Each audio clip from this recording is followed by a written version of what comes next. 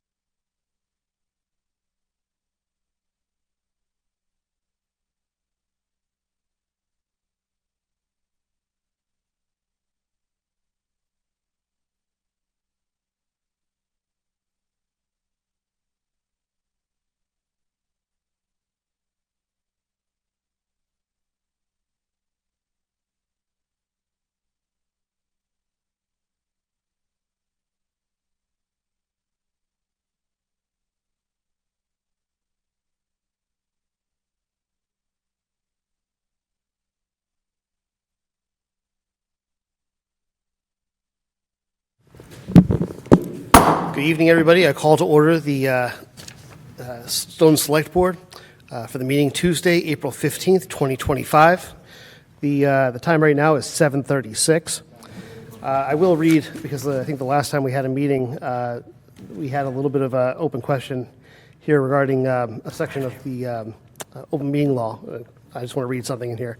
In accordance with Chapter 2 of Acts of 2025, which extend the governor's March 12, 2020 order suspending certain provisions of the open meeting law, General Law, Chapter 30A, Section 20, until June 30th, 2027. This meeting will be conducted both in person and virtually via Google Meets. And in the hall, we have Member Joe McCrisky, Vice Chair Carrera, members Lou Gito, and Select Board Member Deborah Roberts, as well as myself. With a quorum present, the meeting is open, and I would like to ask anybody who's able to stand and join me in the Pledge of Allegiance. Thank you so much.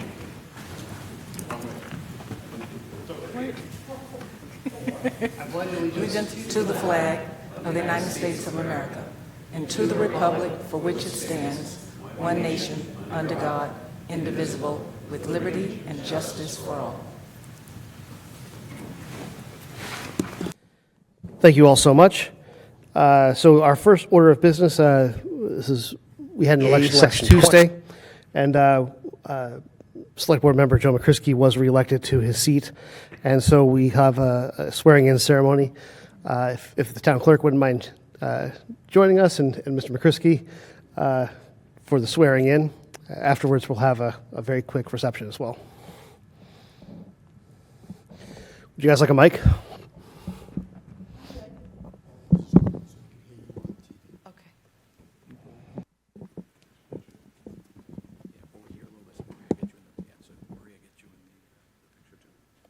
So you're going to raise your right hand. And I state your name. I, Joseph McCrisky, Do solemnly swear do solemnly swear that I will faithfully and impartially I will faithfully and impartially perform the duties of Select Board Member perform the duties of Select Board Member according to the terms of the Town Charter, according to the terms of the Town Charter, the bylaws of the Town of Stoughton, bylaws of the Town of Stoughton, and the general laws of the Commonwealth of and the Massachusetts. general laws of the Commonwealth of Massachusetts. So help me God. So help me God. Congratulations, Joe. Thank you. Thank you. Congratulations, my friend. Thank you.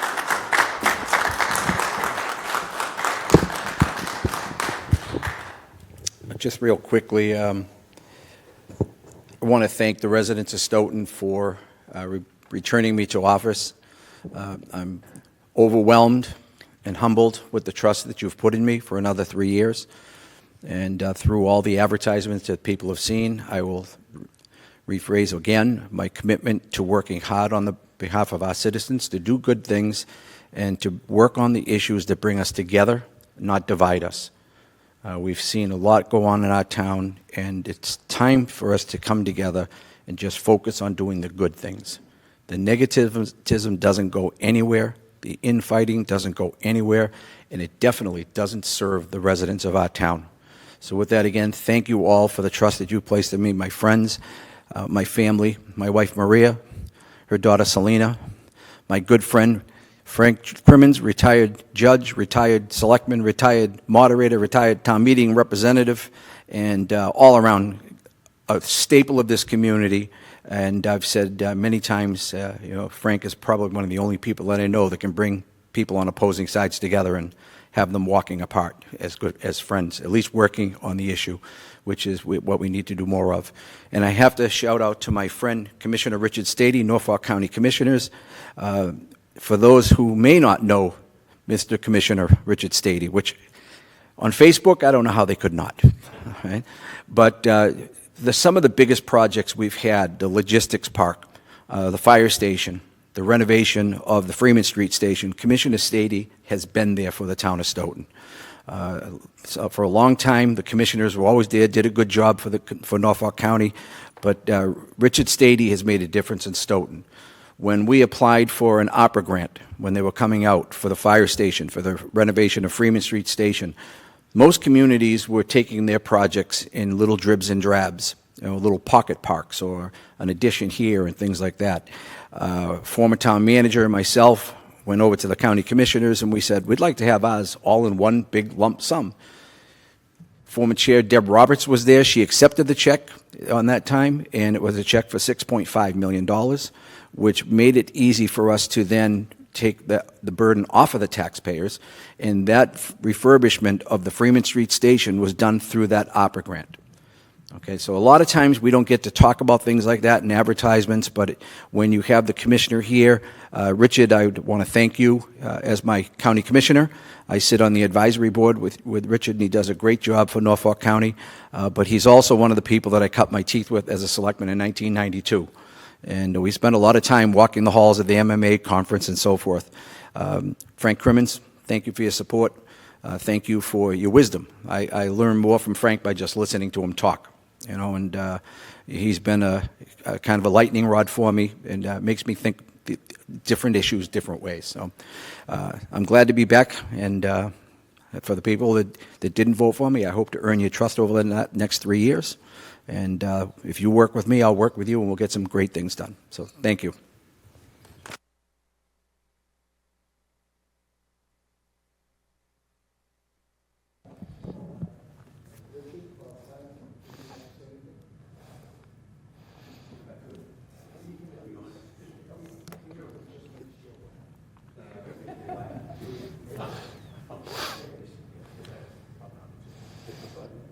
This ain't a sit-down job. How's that? You got All it. right? Can you hear me okay? All right. Well, first of all, thank you and congratulations to Selectman McCrisky and his family on a great win. You've been at it for a while now. I heard you're going for a record, which is amazing. It's an amazing tribute. First of all, longevity by any means is always a great achievement. It's an honor to be here as one of your 3 county commissioners. I have a great affinity for Stoughton.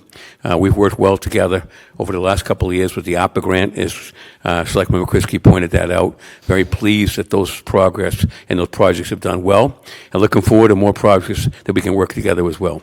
And I just think the bar is set pretty high. It's going to be great working with you the next few years, and I wish you all the best. So thank you for having me here, and all the best to everybody. Thank you.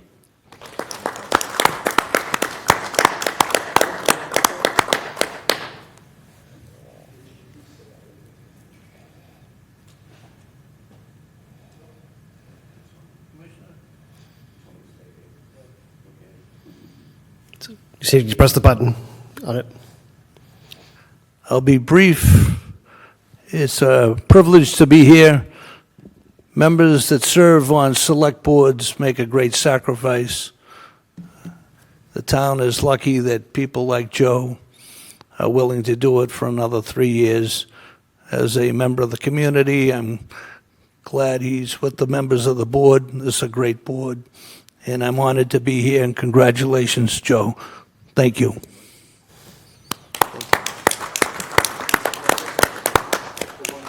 Yeah. So we are going to take a probably 10, 15-minute recess, and we'll do the picture after. Yeah, we'll do it right then. If everyone's done speaking, then we'll take the recess, enjoy some snacks, and move on. But I don't want to cut anybody off. Sorry, Mr. Chairman, would others like to speak? What was that? Yeah. Anybody else? Okay. So if we could just go up here for a picture, Maria, I'm going to ask you if you'll take it. First, these three gentlemen, okay, stay here with, first with the Board of Selectmen, Select Board, then with these three and the Board of Select Board, and then with you and your family. Chair. Okay. 3 pictures. We're going to take a quick break, recess, and we'll be back. Thank you so much. Right up here. So we're Right here is cool. Oh, okay. Over here. Yep, the members, if you would mind coming up.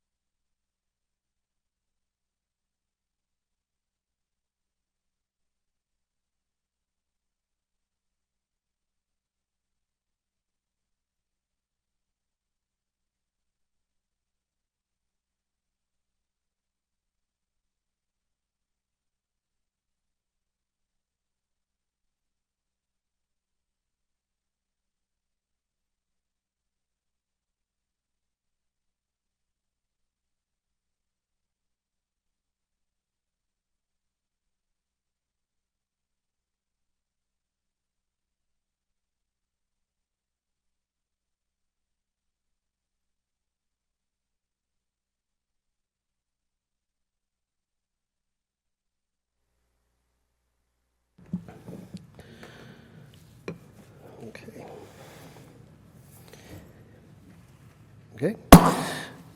We reconvene the Select Board meeting from April 15th, 2025. The time is 7:55. Though the next item on the agenda is reorganization of the board, I wanted to give Vice Chair Carrera an opportunity to make some statements that he had arranged before we do that reorganization. Mr. Carrera. Thank you, Chairman Cavey. Again, we had the loss of some people in our community, and one very close to Lou, Joe, and me from being on the board going back to 2000. Eddie Weber passed away. He was a former auxiliary police officer for the town of Stoughton. He was also a corrections officer for Suffolk County Sheriff's Department for 23 years. He's a proud life member of Stoughton Fish and Game and the Knights of Columbus. And Eddie is the husband of Nancy Weber. They were married for 60 years. And Nancy is a 30-year-plus town hall employee, finishing out her career as our executive secretary of the Board of Selectmen.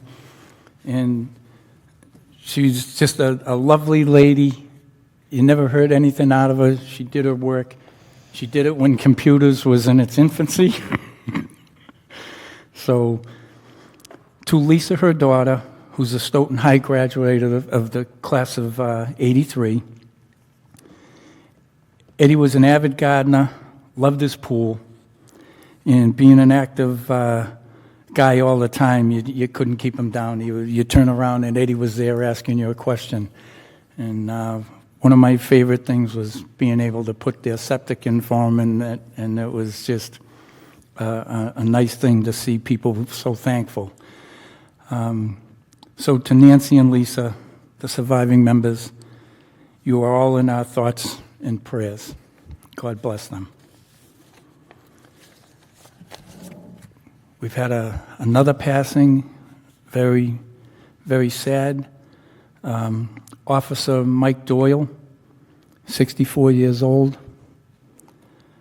He was a member of the Stoughton Police Department for 25 years, just retired in 21, had great outlook for his retirement, passed away suddenly. He was a United States Marine for 14 years before coming to Stoughton to be an officer. And Mike was a happy guy, always had a smile, and you knew behind that smile was going to be a great story. He was kind, he loved his family, he was well-liked by the elderly in Stoughton, and he could be seen helping them many, many times over. He would stop and bring their groceries to him and stuff. He loved his old cars. He had an old Eldorado, jet black. You would see it go through town. It was flawless. So to his mother, Jeanette, his sons, David, John, and Michael, along with his sisters, Jeanette, Diane, and Kathleen, but most of all, to his brother, John Doyle, a great friend of ours, runs Sherm's Repair with Sherm Epro, their partners. And John, you've joined the group that we have no answers why God needs our brothers before they're ready. So to the Doyle family, our heartfelt sympathy for you and your family. God bless them. And I am a paper guy, so I read things. I don't mean to take up a lot of time. I'll try to move this, but I saw this in the paper, and I had to pull it together for us because it affects our town as well as Raynham. I'd like to recognize the Monty family of Raynham. I'd like to recognize them because Sergeant Jared C. Monty was a soldier for 12 years, and he was killed in action in 2006. He was trying to save the life of one of his fellow soldiers when he was befelled. this valiant effort and other occurrences of his valor awarded him 12 medals. But most of all, he was awarded the posthumous Medal of Honor in 2009 by President Barack Obama. They named a new building in Natick, which is the Jared C. Monty Soldier and Squad Research Facility. It's a lab that's going to do a lot of work for those gentlemen when they come back and help them. So why do I bring this to our attention? It's because Mr. Paul Monty is Jared's dad. He served as a Stoughton school teacher for 30 years. Mr. Monty was kind, fair, and a staunch educator. He was also a friend who sometimes would guide students to their futures, never asking for anything other than a simple thank you. I could go on and tell you many things, instances that I had in school with him. He was one of the greatest guys. I used to hurdle in his hallway, and he'd say, "What are you trackies doing here?" But this time of the year is Easter, and we look for forgiveness of all sins. But please say a small prayer out of respect for Jared, who gave all, and Mr. Monty, a Stoughton educator, who'd show some of us how. So rest in peace, and to his wife, who is Janet Monty, and Nicole is Jared's surviving sister. To them, I wish them all the best and all our sympathy, and they're going to have a memorial exhibit inside the Jared Center, and I think she's going to allow them to display his Medal of Honor. So it would be a great trip that maybe Stoughton could take their students up there when it's open and show that there was a teacher that taught us well. That's all I have, Mr. Chairman. Thank you. Thank you so much. The next order of business is the reorganization of the board. So at this point, I'll vacate the seat, and our town manager will officiate this part of our process and walk through the steps. Just before I leave, I do want to thank the board for the opportunity to serve as chair for the last year. It's been an honor, but also I feel the mentors I've had through the years on the select board have instilled in me the sense that the chair is not a special member of the select board. Our main task is to deal with organizing the meetings and to represent the board at times, but ultimately this is always a board of 5 people. Sure. My vote has never mattered any more than any of these other members, and that sort of instruction and mentorship has helped me at least feel humbled in doing this, but also very appreciative that the board trusted me through this last year, and I just want to express my gratitude for that. But my time is up, so I'm going to step aside. Thank you so much.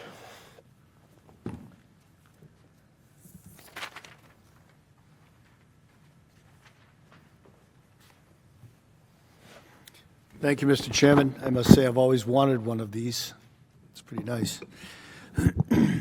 Mr. Chairman, before I outline the process, I'd like to just briefly say it's an honor to serve the members on this board. All of you are worthy of the top leadership post. And it's been my privilege, Mr. Chairman, to work closely with you over the past year in conducting the business of this board. I think this has been one of the most productive years I've seen from any legislative body in my entire career. And I thank all of you for your contributions. Let me briefly explain the process of reorganization. Members, once we open it, will be able to provide a nomination for chairman of the board. A second is not required in this process. If the member who has been nominated accepts the nomination, we will ask if there are other members that you wish to nominate for the chair's position. Once that process has concluded, the nomination will close for select person chair. Following that closing of nominations, I will open to the body the opportunity to cast a vote for the first person who was nominated. We will go in order in which they were nominated. If there were 3 nominees, we'll start at the very top of the first that was nominated. The first person to reach majority will be the next chair of this board. When that process is completed, I will vacate the chair. The new chairman of the board will take this seat and conduct the same process for vice chair. Are the rules and the process clear? Are there any comments? Have I missed anything in explaining that process? No, that's what we did last year, and that has what we'll be doing again this year. And I think you've explained it well. That's how, as I recall it. So that fully explains the process. So with that, I would ask, are there any nominations for chair of the Board of Selectmen? Yes, sir. Make a nomination for Steve Cavey for chair. Mr. McCrisky nominates Steve Cavey for chair. Mr. Cavey, do you accept that nomination? I do. Thank you. Are there other nominations for chairman of the board? Select Board Member Gito. Roberts? Ms. Roberts, do you accept the nomination for chair of the board? Respectfully, I decline. Thank you, Ms. Roberts. I would Ms. like to second Mr. Cavey. Understood. For the record, Ms. Roberts has declined the nomination made by Mr. Gito. Are there any nominations, any other nominations for chairperson of the board? Hearing none, I'd like to close the nomination and ask for a vote. It must be a roll call vote for people that would support Mr. Chairman to serve as another term as Chairman of the Board of Selectmen. We'll begin on my left by roll call. Mr. Gito. Yes. Ms. Roberts. Yes. Mr. Carrera. Yes. Mr. McCrisky. Yes. Mr. Cavey. I vote yes as well. Thank you so much. Well, then, congratulations, Mr. Chairman. You'll serve as another term, and we look forward to working with you. With that, I'll vacate the chair's position, and Mr. Cavey will take over as the chair of the board for the next year.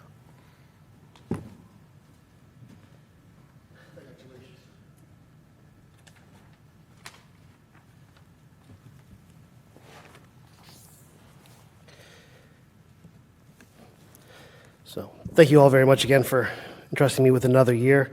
We will follow a similar process for vice chair. And so I'll open the floor for any nominations for vice chair. Mr. McCrisky. Roberts. Thank you very much. Ms. Roberts, do you accept the nomination? Respectfully, I accept that nomination. Thank you so much. Mr. Chairman, I nominate Mr. Carrara. Thank you so much. Mr. Carrera, do you accept that nomination? Yes.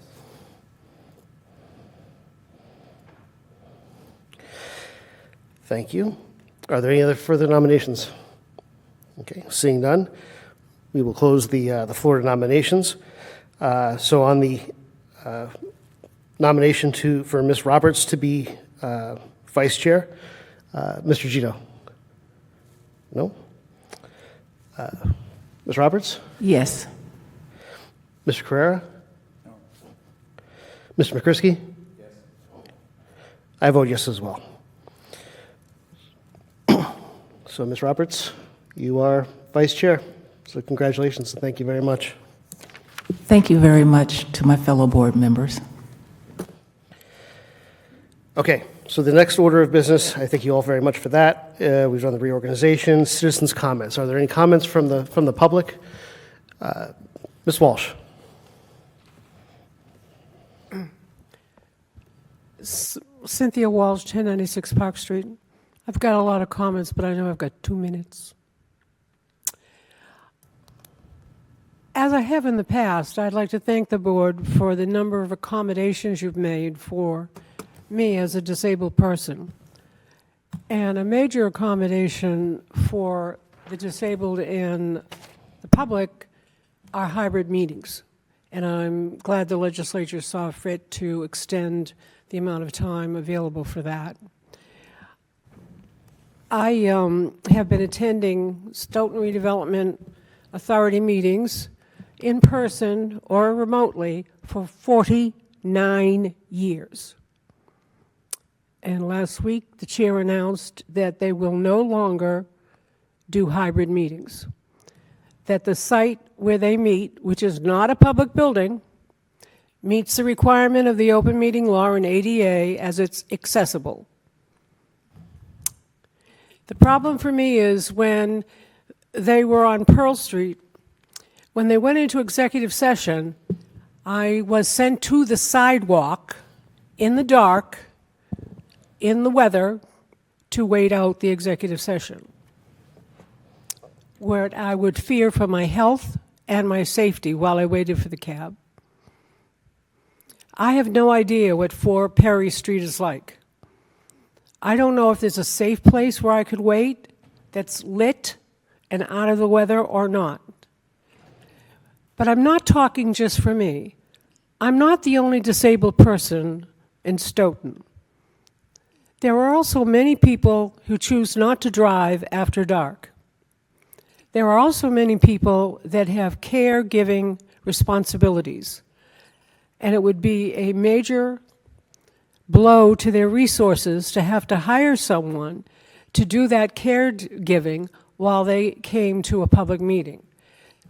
Hybrid meetings are a huge convenience for the general public. They make government, local government, possible for many people to participate in. Now, you can say, well, we have no control over the redevelopment authority, and you don't.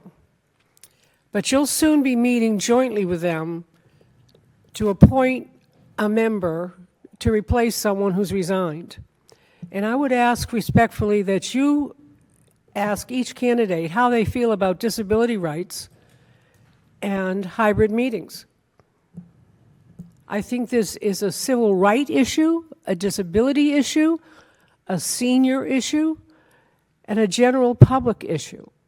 I know it was because of the pandemic, but they've seen an increase in public participation in local government and state government simply because the meetings are available. Telling me to watch it on SMAC doesn't do me any good. I don't have cable. I don't have a computer. I don't have access to the town website. So there's no way I can find out what happens to a meeting unless I somehow get there or it's hybrid. Thank you. Thank you very much for your comments. Is there anybody else who would like to be recognized? Online? Okay. So we'll move on to the next item, Select Board comments. We'll start with Mr. Gito. Do you have any comments for today?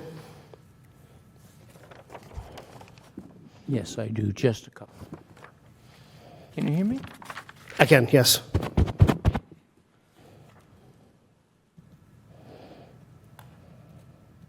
We had a beautification day, cleanup day in Stoughton on one of the worst Saturday mornings that I think that I've experienced, although I experienced most of it indoors. It was about 37 degrees, raining, and yet a number of people came out, picked up about as much trash as they had the prior year, and I think we should all give a shout out and a thank you to those people who did that for the town, for our town, for their town. And I'd like that we also thank especially April Lahan, and who is a solid waste coordinator at the DPW, and Matt Cashon, who's the recreation director. They basically put the program together. I'd like to also recognize Paul Chafoun, the DPW director, and the folks in his department that helped to pick things up and put them in place. I think that's, it was just a terrible day, but they did it anyway. And I think it's really a good thing that they did. I'd like to also just say hurrah for Stoughton for voting for the schools. I want to thank the 5,242 Stoughton citizens who voted last Tuesday. And I especially want to thank the 2,824 that voted yes. They have done something really, really important for the town.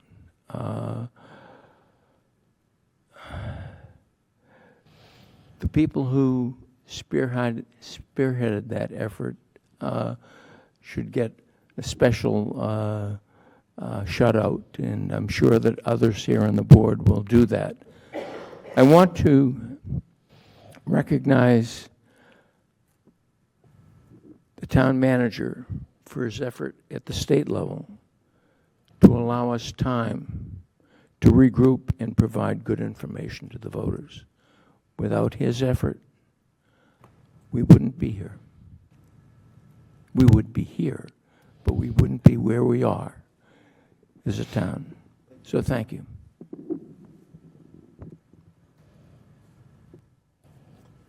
Thank you so much. Vice Chair Roberts. Yes, Mr. Chairman, I would like to second what Mr. Gito said regarding going out to vote. That's number one. I felt so proud when I put my little sticker on my lapel that I voted. So yes, voting is important. Voting is your voice.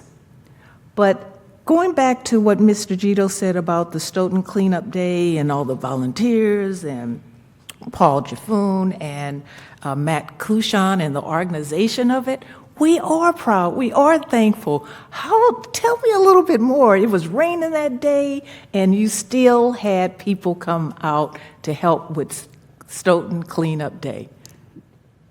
They did. I was not there. You were not there. I am 86. I'm smart enough to stay in out of the rain when I'm, and I move around so slowly. I just would have been in the way.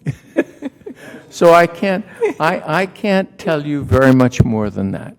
And that was a strong win. And I feel badly because I have been part of those efforts in the past. Yes, that's why I brought it up. And I was sure you were there. At one time, I think I got the biggest or heaviest item.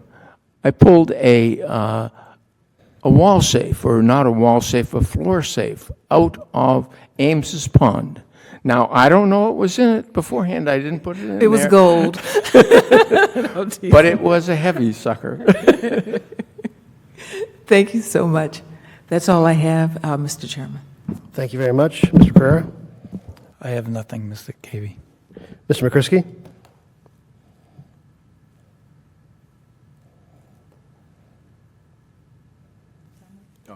Nothing for Mr. McCrisky?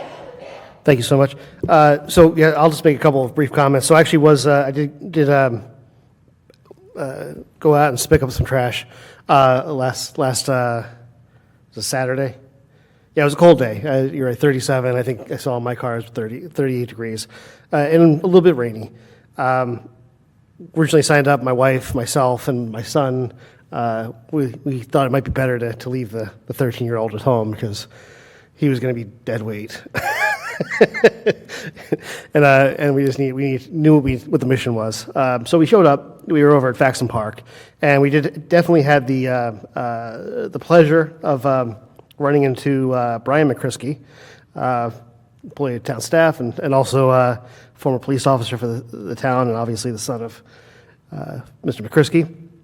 He was the leader for our little group at Faxon Park. It was wonderful seeing him. He's always a delight to work with, and was very kind. And there were plenty of people. I didn't know what we were going to be looking at, but there were plenty of people out there. Maybe not as many as had signed up, but we had lots of people. We went over to Faxon, and then our group went over to to Halloran Park as well. I think there might have been a bit of a shortage, so they sort of reorganized where some people were, but we were able to do those two parks. And it's always shocking when you're done and you see all the bags piled up. We got a lot of trash out there. I did this once before. I've done this a couple of times, but I remember doing it once at the train station and showing up and thinking, oh, it doesn't look that bad. And then by the time we were done, we had 9 bags of nips and cigarette butts. This stuff is sometimes hard to see, but I'm always shocked at, after having done it, how perceptive you become as to the trash that's around. So just driving around, I started to see trash everywhere, things I hadn't seen, hadn't noticed. So I think that doing this is healthy for people. It gives you, it makes you aware of what's around and the fact that there is a lot of, unfortunately, a lot of garbage around. And nobody's going to do it if you don't do it. So, Mr. Gito, I know you've been involved in this for a very, very long time, and I do want to express my gratitude that you are always keeping people aware that this is something we can't forget to do, and we need to show up. And you've been doing it long enough. I think that sitting out a 37-degree day, rainy day, I think you've earned it. So I appreciate it. Thank you very much for all that work. Was that? Okay, sure. Mr. Chairman, one additional comment, and that is regarding the 300th committee's open house last night at the library. I think it was a nice turnout. It was nice seeing Mrs. Walsh there and several others. But please get involved. They have a nice activity plan for us for next year, but they're looking for more volunteers. So I hope more people sign up to help out, and it's going to be a wonderful series of events next year. Thank you very much. Of course. Yeah, I was also had the pleasure of attending that. There were plenty of people there. It was nice. I really appreciate the work that they're doing. I want to remember all the people who were there. They're some of my favorite people in Stoughton. Ms. Walsh, I saw there. Dr. Randolph, who is always a pleasure to see, as well as we had Jen Sears, just recently elected to the school committee, is also a member of the 300 committee. We have Dave Lambert, who doesn't love that guy? He's such a wealth of knowledge and so kind. Every interaction I have with him, I feel like I walk away, a better person. There's another lady who I hadn't met before, or I think I may have met, but I don't know well, Amanda Battle. She's always pleasant to see, and she's very nice. And then their current chair, Kelly Laguerre, who I've known through some other work that I've done and my wife has done. She's a member of CPAC, the organization that oversees the special education parents advocacy for the school committee. It's an independent organization, and she's a member of that, and she contributes there as well. So it's always wonderful to see her. They did a great job. I ran into Ms. Roberts there, Vice Chair Roberts, and also Ted Phillips. Representative Ted Phillips was there as well. So it was a good showing. Jen Sears also made cookies, and they were pretty amazing. So if you get a chance to, I don't know, I shouldn't always talk about food, but she's very good at making cookies. So that is all I have. Next, town manager comments. Mr. Chairman, thank you, and congratulations on your reappointment as chair. 3 comments. I'm happy to announce that we opened the bids for the community center construction. All of the bids came in, even the high bidder came in at budget, a little bit actually below budget. I'm trying to work through some legal issues with the Commonwealth regarding their $2 million grant to do this work. I hope to have that wrapped up by the end of this week. And we will make the award, and it'll be a 6-month project, so if it starts forthwith, we should be ready for the Christmas season, which would be pretty exciting for a grand opening. Next thing I'd like to announce is in the water bills that'll be going out in May, you'll see an insert that's in your packet. It's an announcement that's in triplicate. It's from the VNA. We're working very hard to restructure the VNA and actually change its business model significantly. But until we're able to do that, I wanted to reach out to the citizens of Stoughton and inform them that the VNA, as currently structured, is not financially sustainable. And in part, it's because we just don't have enough business. And I can think of a half a dozen examples of family members of town hall employees who have recently had people require VNA services, and they reached out to a private service for those services, only because they weren't aware of the capacity of our VNA. So we just received a $160,000 grant in a community compact because we're one of only 3 municipal VNAs in the Commonwealth.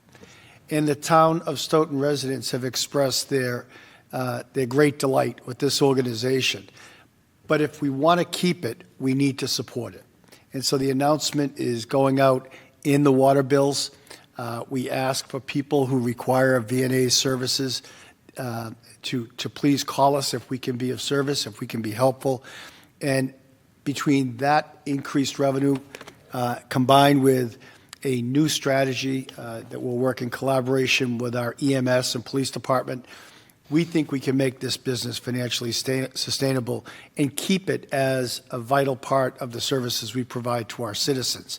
Without citizen support, however, regardless of what the business model is, that will be impossible to achieve.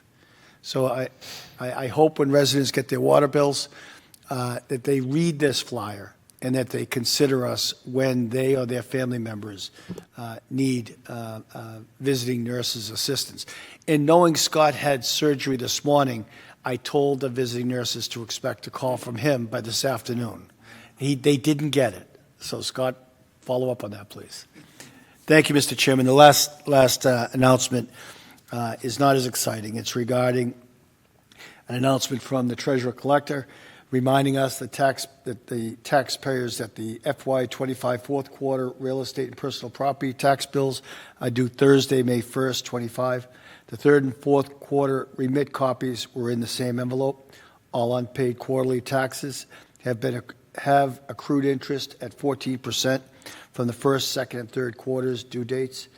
The real estate and personal property tax bill may be paid by mail at Town Hall, dropped in the drop box outside of Town Hall, or paid online at stoughton.org. The Collector's Office accepts payments by credit card and debit cards in the Collector's Office for all tax bills.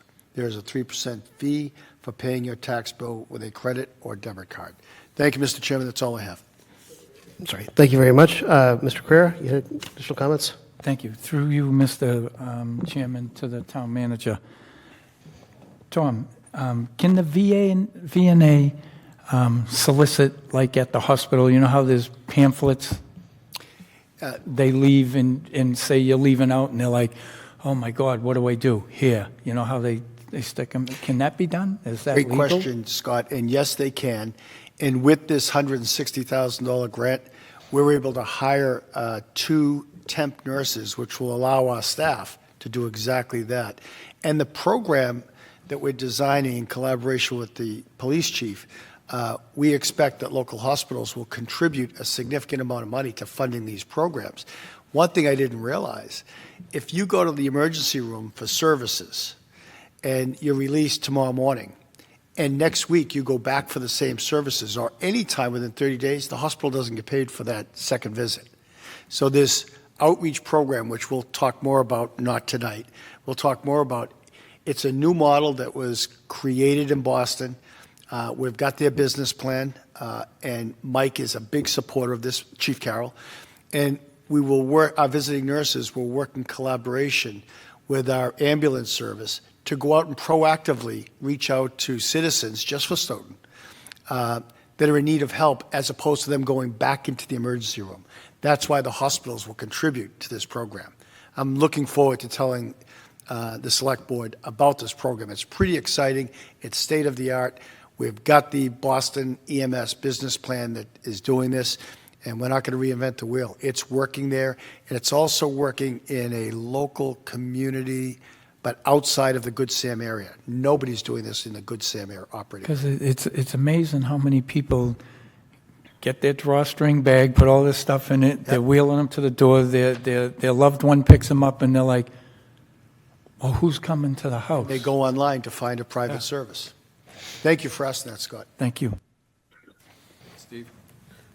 Yes, Mr. Krusky. If I'm not mistaken, I ran into this recently, is because the hospitals that our fire department goes to as well, anybody that's found by a doctor to need the services are referred to the Brockton VNA.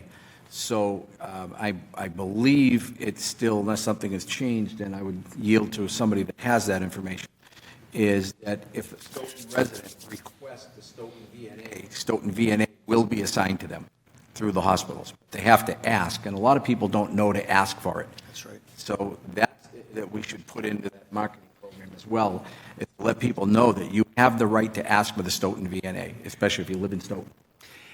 It's a big lift, Mr. Chairman, but Joe is 100% correct. It's our objective to be able to keep this program without a structural deficit. If we can do that, the citizens of the town will be happy, Biz will be very happy, and everyone will be happy that the taxpayers are not subsidizing the program. So thank you for this time. Thank you so much.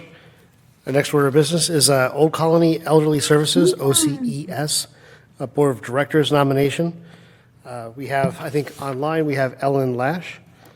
She has served in this role before, and she's incumbent, and has asked to, I think also, not just asked, but I think been recommended for this position. Ms. Lash, it's good to see you. How are you today? I'm good. How are you? It's nice to see you again. Very good to see you. So before we can certainly start the nominations, but I would like to give you an opportunity, if you'd like to take one, just to speak about the work that you've been doing over the last year or so, and you know, anything else that you might want the board to know. Sure. Since last time I appeared before you, I'm still aging in place in Stoughton, so I feel like I have a vested interest in community senior services, including the VNA. That's a really exciting model that you're talking about. But anyway, so I'm on the board of the Council on Aging in Stoughton and Old Colony Elder Services, and I think it's really valuable to have that communication between the two organizations. So not only can I bring information about services and programs back to Stoughton, I'm also getting information about legislation and budgets at the state level and whatever may be coming down the pike on the federal level. So it's something I think is really valuable, and I've enjoyed doing it, and I would like to keep doing it. So thank you. Thank you so much, and you come very highly recommended by somebody I certainly respect highly, Janice Bruce. Thank you. What was that? Just thank you for Janice. Yeah. Yeah, absolutely. She's wonderful. I just happened to randomly run into her on Sunday, and she's always just a wonderfully delightful person to talk to. So without any further ado, does anybody have any questions they'd like to ask or comments they'd like to make? Otherwise, I'll entertain a nomination. Hello, Mr. Chairman. I nominate Ellen Lash for this position, this role. Okay. That motion, there's a nomination from Vice Chair Roberts, and also it was seconded by Mr. Gito. All in favor, say aye. Aye. Aye. Any opposed? Okay. No abstentions. Great. Ms. Lash, thank you so much for your willingness to serve, and we're looking forward to hopefully see you again next year. I think this is an annual appointment, right, or is it every 2 years? I don't know. Yeah, it's an annual one. So hopefully we'll see you again next year. Okay, thank you very much. Thank you so much. Be well. The last order of business before we get to the executive session is a consent agenda. I think we have a member of the audience who wants to speak on at least one of the items, if I'm not mistaken. It's the Wilkins Schools electrification. I don't think we've had, yeah, feel free to sit down, just press the button and turn it green. I don't think we've had the opportunity to meet each other, so if you don't mind just introducing yourself, let us know who you are and what role is in the town of Stoughton, and then more about the project, which is item D, I believe, on the consent agenda. Thank you very much. My name is Kathy Stanley. I'm the energy manager for the town of Stoughton. So a little bit about what that means. I work very closely with your facilities team, both schools and town. I started working with Paul Gaffone and his team in 2021, I think. And over the years, I also manage your Green Communities Grant program. So we have managed to secure over $200,000 a year in grants every year for the town of Stoughton. Our last grant was $250,000, which we just recently were notified of securing for energy efficiency improvements. It's very comfortable in here because there are new controls in this building. That was paid for from a Green Communities grant. So that's what I do. And I'm going to give you just the cliff notes here of why I'm here before you. But essentially, back in 2022, I started doing some close work with Joyce from the school department and overviewing all of the schools, site visits, collecting information about how those schools were operating, which schools needed our attention, which schools were going to be in the inventory for a long term, which schools probably wouldn't be, that kind of thing. And through that work, the Wilkins School bubbled up as being a school that had great bones, great new roof, new windows, good, new ADA compliance, but a very aging steam heating system and an aging steam distribution system. So this is a problem, right? What are we going to do about this? So in 2023, through the partnership with Eversource Energy, we were managed to convince them they should pay for a scoping study for us to come in and evaluate that HVAC system, which they happily did. They were able to secure an engineering firm, B2Q Associates, who went in and did a very detailed scoping study for that building and came up with a plan to actually replace that steam heating system with a heat pump system that would not only provide the heat for that building, but also provide air conditioning throughout the entire school as part of that. So that scoping study became very important to me, but I needed to find some money to fund it. So fast forward to October 24, I realized through networking that the Mass Clean Energy Center had intended to come out with an implementation grant for electrification of school buildings sometime in the next 6 months. So with that in mind, in November, I went to Joe Bayetta and I said, I think we should think about doing an RFQ to hire a company through our procurement process that we would have on already vetted and ready to go, just in case they came out with this implementation money that they're telling us they're going to give us an opportunity to compete for in 6 months. And Joe thought that was a good idea. So we did it. And we've just got our approval today from DOER to advertise for that, and we're ready to bring a vendor on through that process as a competitive bid sometime in August. Well, it turns out on April 1st, CEC released their competitive bidding process for the implementation of this work. So I'm going to just give you a little more information about the project. I have prepared. This grant became available on April 1st. The date that it's due is April 30th. That's pretty quick, but that's okay because we had our scoping study and we were ready for it. I'm preparing a grant application to ask for $3.4 million from the Mass CEC to implement this project. That project will involve a heat pump VRF system to replace the steam heating system. It will also include a heat pump hot water system. It will involve energy efficiency upgrades and new building controls for that building. There is potentially $715,000 in incentive money available. We cannot secure a commitment letter from the utilities for that yet, but I've been working very closely with them, and they will work with us through this process of trying to secure that incentive money as we go through this process. So, really quick, what's most exciting to me is when you look at the requirements of the grant. The first requirement is it reduces your carbon emissions. It has to be an electrification project. This project would replace 97% of the fossil fuels on this site. The second eligibility criteria is that 40% of your students have to come from low income in the school. We make 65% of that with our school student population at the Wilkins. At least 50% of the fossil fuel has to be eliminated in order for you to apply for a grant over $2.5 million. We will be eliminating almost 100%. The project has to be complete in 3 years. We have already started our procurement for our vendor. We will have no problem meeting that requirement. The technology that is eligible for the equipment approval is all the same technology equipment that we have already lined up in our scoping study. The maximum award is $5 million per project. We're right in the middle at 3.5. We need strong local support.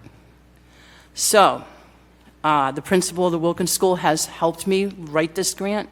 I have my school energy team working very closely with me, Dennis Rigo and Joe and Heidi. I have the Energy and Sustainability Committee who's helping me proof my grant and make sure that my edits, you know, I can get them to help me make sure that the dialogue and the grant is written well. I have the Climate Action Plan Committee as part of my team. And so I'm here to ask you for your support for this project. And that's what I'm hopeful that you'll be agreeable today. There's a letter I have drafted. Of course, you can edit it as you see fit.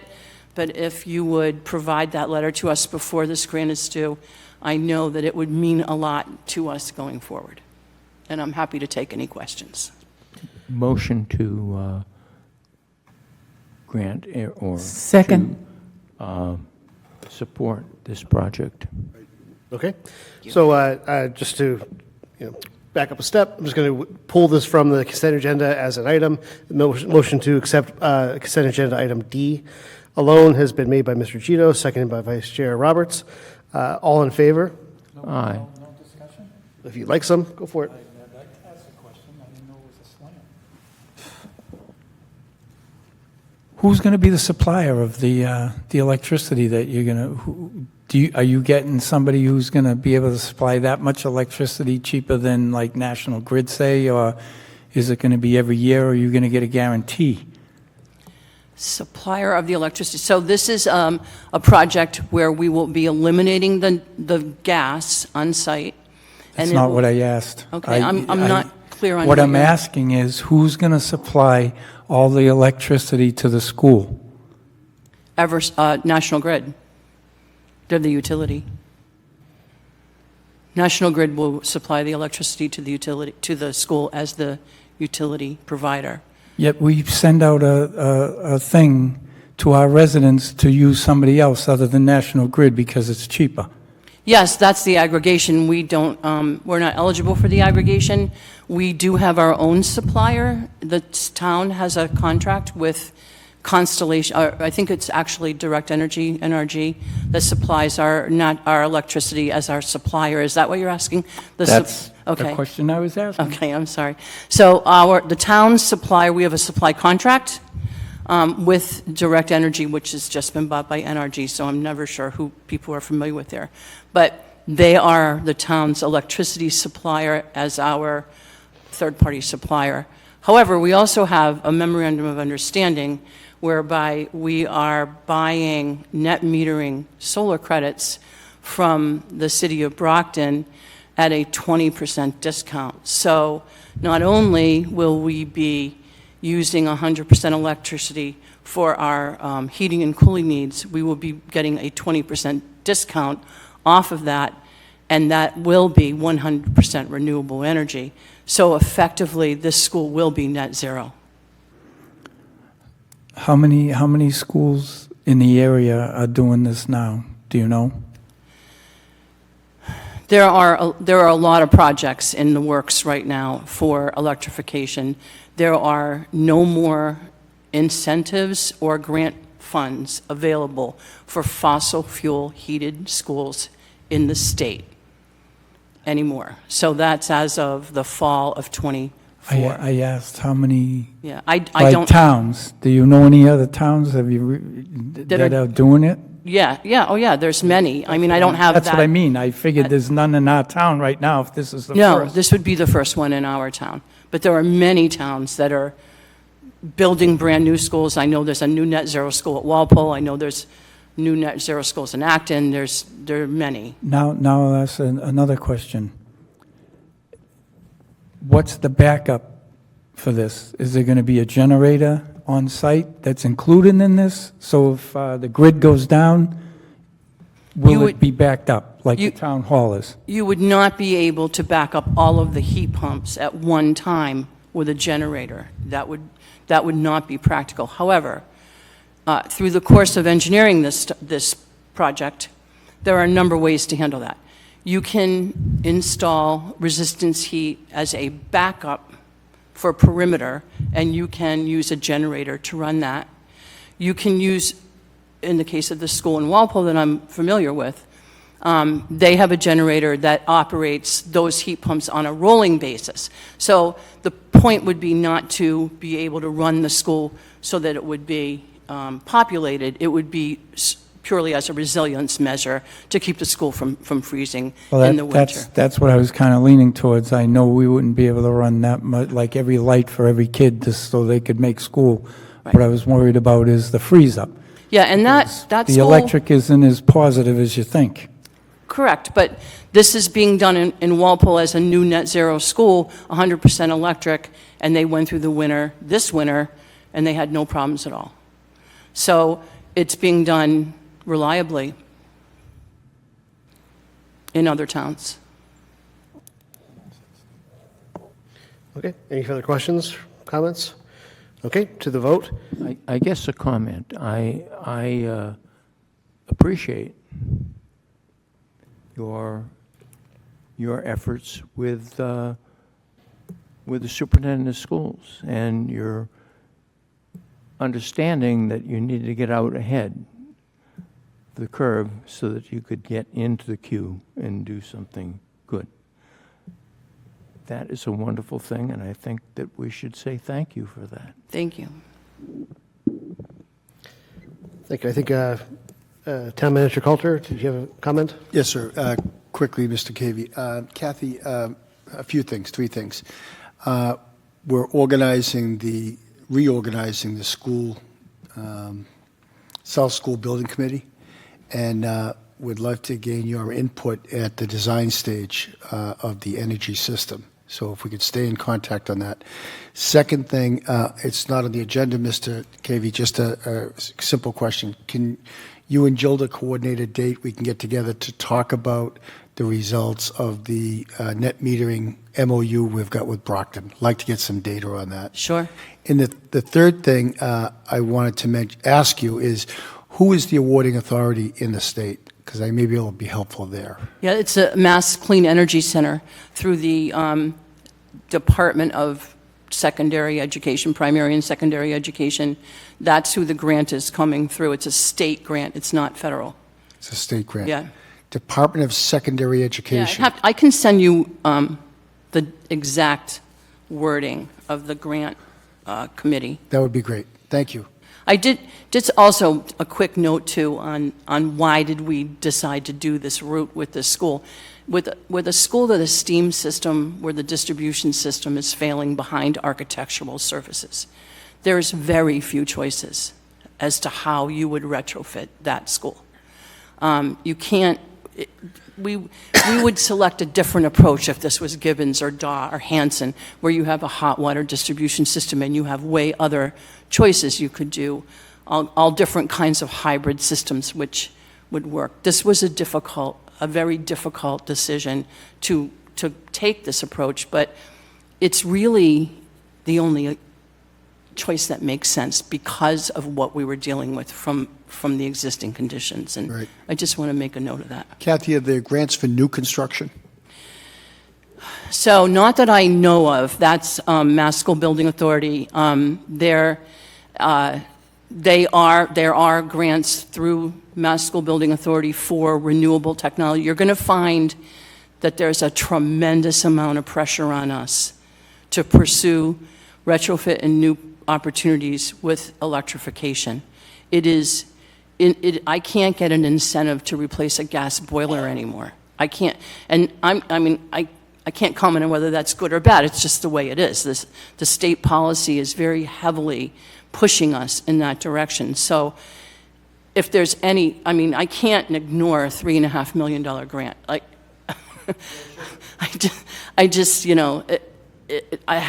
have to do what we have to do to make these things work. The good news is you will get, that school will be cooled, and that becomes very important for your special ed programs, for your preschool, pre-K, those kinds of educational communities and populations where you have to have those spaces cooled. So I think it makes the school more versatile going forward, whereas that's not always available with other types of HVAC. So. Thanks.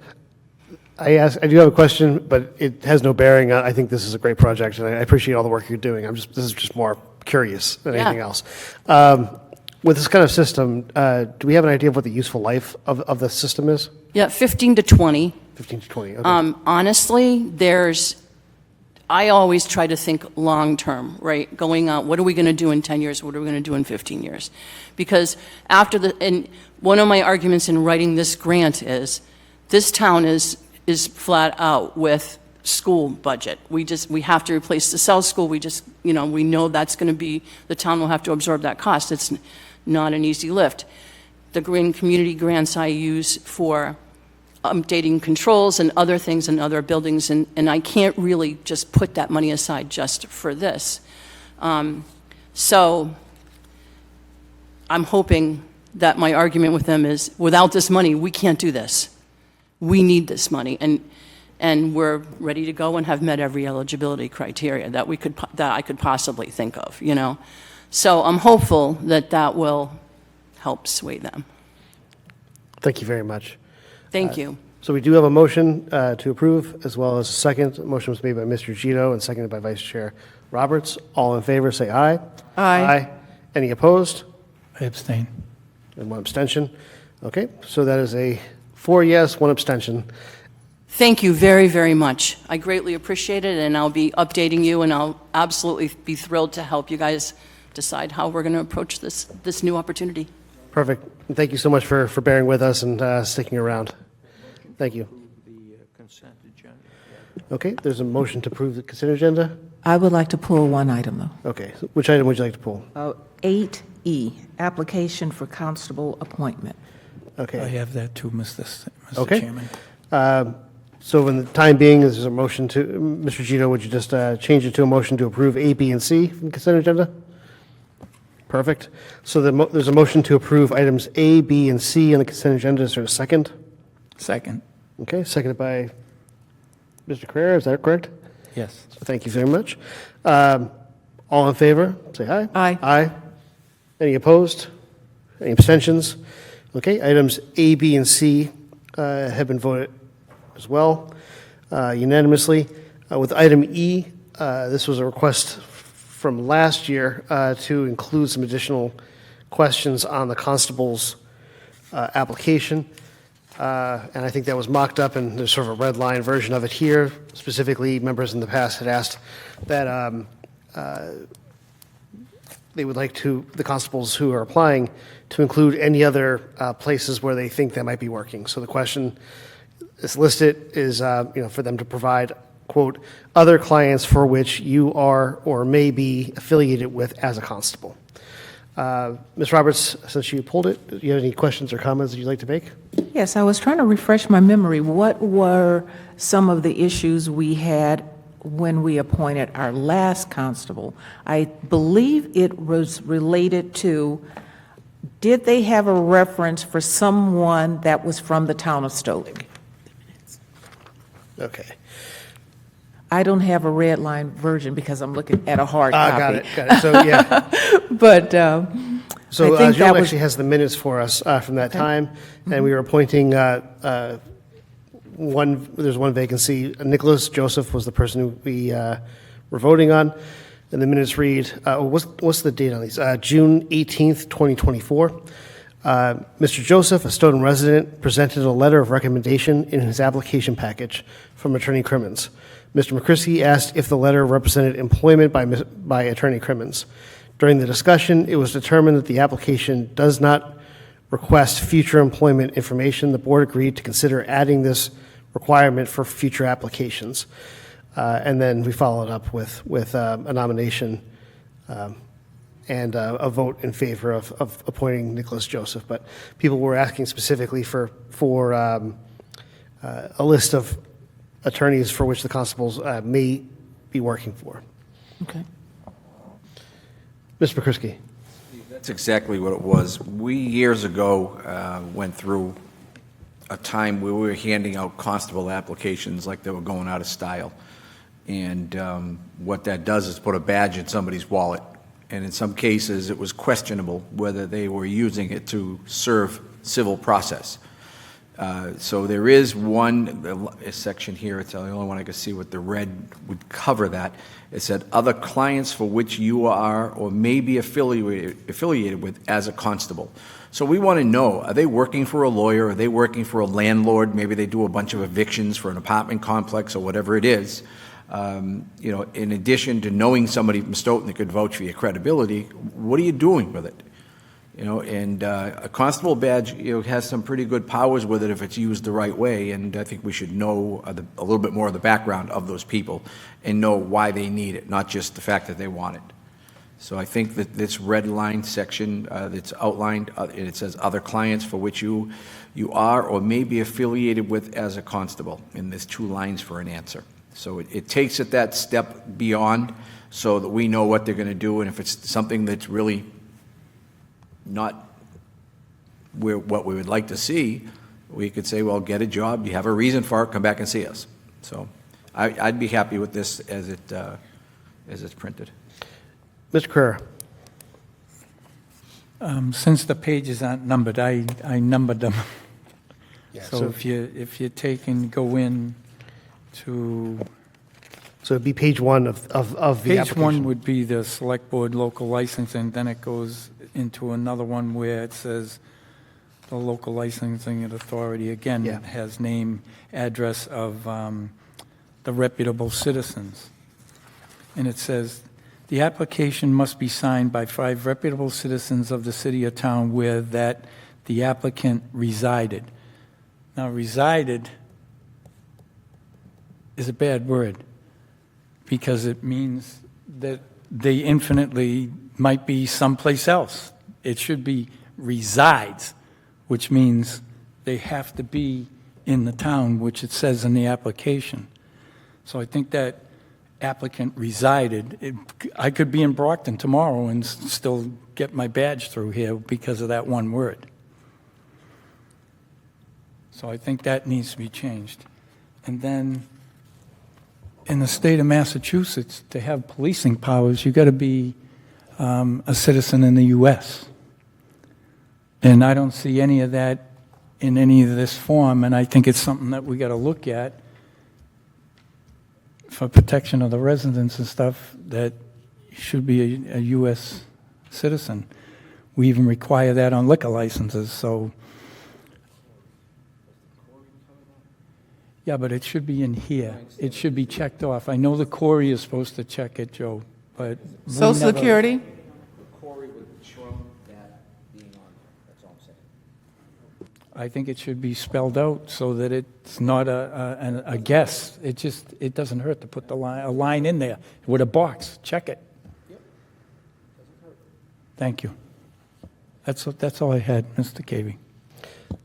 Thank you so much. Are these changes that we would like to make tonight, or would we like to have these changes done, bring back to the next meeting? Is there a will of the board? I think something like this is something that Jill can redo. Mr. Chairman, if the vote goes that way, that we'd be authorized to just release it, start using it with the board's approval, or if Scott wants to have it come back. No, it's simple. Yeah, it is. So, I mean, A line- I would make that motion then if everybody's okay with it, that I would make the motion that we just allow the corrections as noted tonight to be corrected, and a document be reviewed by the chair and start to be using it. So under qualifications for Town of Stoughton Constable Appointment Regulations, We could also just change, I think, number 3 says all applicants shall be current residents of the town of Stoughton. And could we just change that to current legal residents of Stoughton, and then that satisfies this requirement? This is where, Next page. yeah, but that has to be changed, that word. Yeah, correct. Yeah, we're going to change that as well, but I thought you were asking for current legal residents. Yeah, that's good too. Okay, no problem. So the two recommended changes right now, beyond the red line addition, which is on page 1 of that application, is that on page 2, we update the line that says, this very first line in there, this application must be signed by 5 reputable citizens of the city or town where the applicant resided, and change that to resides. And the other recommendation is that on the following page, which is the Town of Stoughton Constable Appointment Regulations, under qualifications, number 3, we change the requirement number 3 from all applicants shall be current residents of the Town of Stoughton, and change that to all applicants shall be current legal residents of the Town of Stoughton. Mr. Chairman, may I also suggest, as Scott did, that these pages be numbered? Okay, and then also then we'll And you're going to add in a line that says, citizen of the U.S. with a box to be checked. well, I mean, if they are here legally, right, are they still able, it has to be a U.S. citizen, is that the requirement? Yeah. 'cause Okay. You're carrying a badge in the town, you're carrying a badge. Say that again, Gilda? Only U.S. citizens have social security. If you're not a U.S. citizen, you don't have a social security number. You may have a tax ID number, but not a social security. Okay. So anybody who was able to hear that, there's the different additional information that only U.S. citizens have social security numbers. Is that, Oh, it's lying with a box. What's wrong with that? Could be a problem, I don't know. The way things are these days, they don't have a social security number, they're not a citizen. Not true. Citizen, no? okay. So this is, we got to turn the mics on, if you don't. I didn't want to hold it up.